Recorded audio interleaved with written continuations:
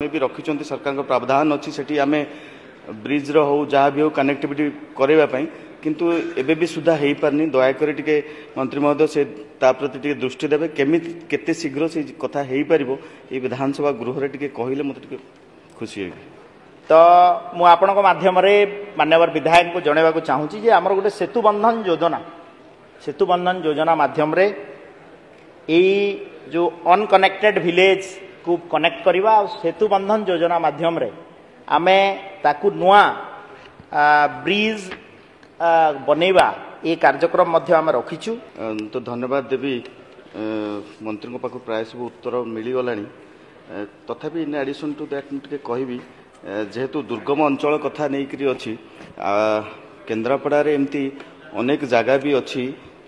Connectivity problem एबे सुधा अच्छी जोटा हो पारि नाही। मु जो निर्वाचन मंडली आसूची महाकालपड़ा निर्वाचन मंडली एबे भी मध्य मोर गोटे पंचायत अच्छी बत्तीघर पंचायत आरडी रोड एपट साइड रे सेपट साइड खरनासी ठू बत्तीघर पर्यंत अच्छी किंतु तार कनेक्टिविटी एपर्यंत हो पारि नाही। गोटे पोल हम बहुत थर मध्य कहगलानी ये कथा को करने तत्सहित आउ हाँ तत्सहित जम्बू पेटछेलार सबरपड़ा जनजाति भाई माने जो सिटी बसवास कर करेक्शन रास्ता घाटर एबे भी सुधा असुविधा अच्छी जोटा कि आरडी रे ये अच्छी ताकू टिके आउ टिके केमिति सेमान को आउ टिके कनेक्टिविटी तार जो जो असुविधा अच्छी सेगुड़ा सब केमिति हबो एई कथा गुडाक बाकी रहिला जे एमिति अनेक जगह गुडाक जो गुडाक अच्छी एबे भी सुधा अल्प अल्प लोक अच्छा 100-200 लोक आम भी रखिंट सरकार प्रावधान अच्छी से आम ब्रिज रो जहाँ भी हो कनेक्टिविटी करने किंतु एबे भी सुधा हो पारनी दयाकोरी टे मंत्री महोदय से प्रति दृष्टि देवे केमी केते शीघ्र से कथा हो पार ये विधानसभा गृह टे कहले मत खुशी है। माननीय स्पीकर मैडम माननीय विधायक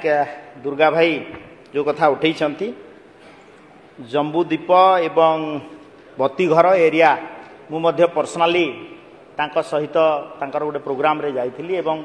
सिचुएशन आम देखीचु। तो मु आपण माध्यम माननीय विधायक को जनवाक चाहूँगी जे आमर गोटे सेतु बंधन योजना माध्यम जो अनकनेक्टेड विलेज को कनेक्ट करवा सेतु बंधन योजना माध्यम आमे ताकू नुआ ब्रिज बनैबा ये कार्यक्रम मध्य आम रखीचु एवं विगत दिन में ये कार्यक्रम को मध्य व्यापक करने जाइथिला एवं मु अनुरोध करी माननीय दुर्गा प्रसन्न नायक माननीय विधायक को से स्पेसिफिक को जगार सेतु बंधन योजना माध्यम ब्रिज करने चाहूँगी लेखिकी देले तार फिजिबिलिटी स्टडी करके निश्चित भाव में कराहब। Thank you.